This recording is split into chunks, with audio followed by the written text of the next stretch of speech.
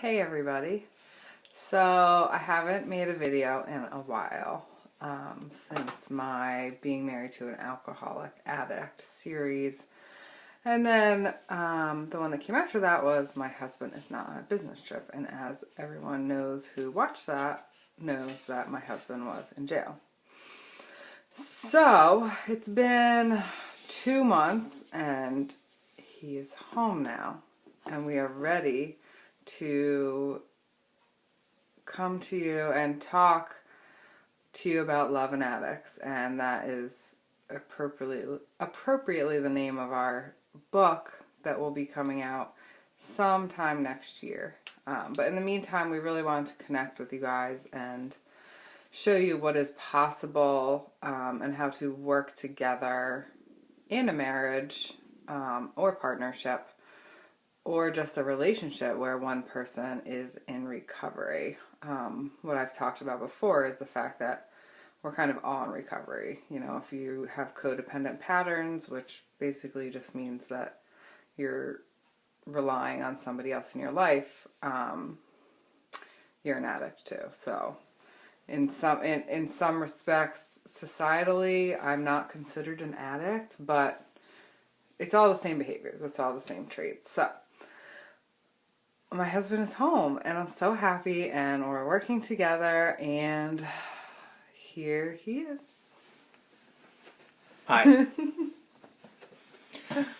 Hi, I'm Andy and I am the guy that was away for all those months, and I missed all of the excitement that Julie started with this video series. We talked about this a lot. If I recall correctly, she came up with the idea when I was in jail, and it gave me a lot of hope and inspiration. So pretty much my first day in jail, I started writing. There's a lot of inspiration in there, but not happy inspiration. I was pretty desperate. That whole time I was away, it was not a happy place, and I struggled with the idea of whether I deserved to be in there or not. As we talk more and as our book comes out, I think we're going to touch on the idea of what people deserve is not necessarily even an appropriate idea. What do you deserve? Other than you deserve to be happy. I believe that everyone does. But I sort of getting off this topic here. Julie and I were apart, and we want to... What? I don't think we really have a topic, so... No, but I would like to just touch on what we believe, which is education for the addict is really the only intelligent course for the future. And I do mean education before the addict becomes a full-blown addict. Punishment isn't working and has never worked. It does not serve as any deterrent whatsoever. Really, the only thing that works is a measure of self-love that people can learn to accept themselves for whoever and whatever they are and whatever they want to be.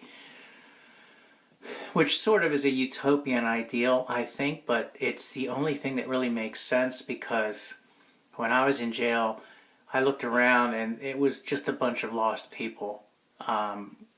Most of them had been in there before, but every one of them really was just lost. Didn't know, sort of really couldn't say how they got there. Sure, their actions got them there, but what drove them to do the things they did? So I'm hoping that this is something that we'll talk about, I think. Yeah, and just along with the self-love is from the person's perspective of whoever loves the addict, loving unconditionally.